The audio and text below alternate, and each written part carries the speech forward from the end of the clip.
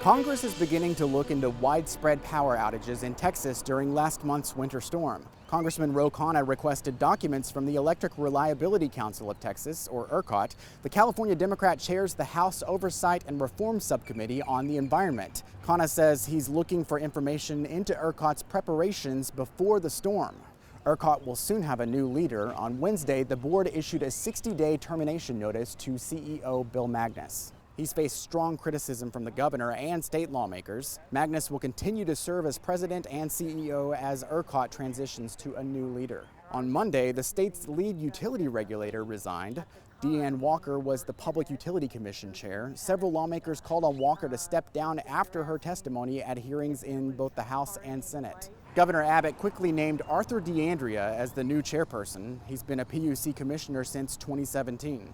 Politics reporter John Engel joins us for Insight. We've seen more hearings here at the Capitol on the storm. What are they saying so far? Well, what we're hearing the bulk of the conversation revolve around is communication and what to do next, right? So the biggest problem when we're talking in the wake of this storm is that ERCOT, the manager of the state's electric grid, wasn't communicating with the Railroad Commission that manages natural gas or regulates natural gas in this state. And the Public Utility Commission, which oversees ERCOT, was only talking to the Railroad Commission. So there were no lines of communication that would make sense for the bulk of our power generators to share information about what was coming and how devastating it would be. Now, it's okay to talk about communication and it's okay to ask for heads on spikes for leadership of these organizations, but you're running out of heads, and now comes the hard part of actually finding a way to fix it.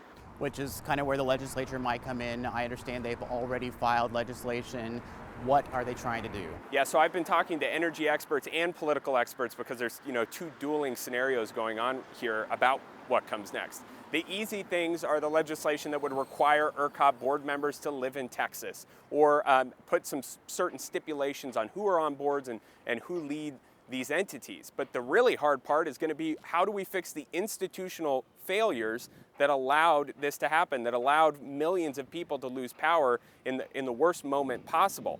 Those legislative efforts are going to be tough to get through a legislature that has historically been against more regulation, a legislature that depends on the energy industry for campaign donations and for leading the economy. So those larger packages, even with all of the energy behind reform, it's going to be difficult, experts say, to get anything very meaningful about changing the energy sector through this legislature. A lot to think about. Thank you very much, John. Yeah, of course.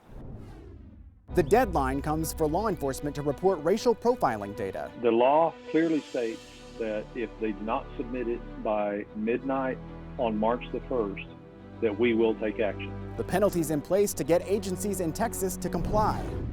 Well, it's something we will address now as a result of your reporting. Rules to ensure health and safety waived inside hundreds of Texas nursing homes during the pandemic. We investigate why the federal funding is still flowing.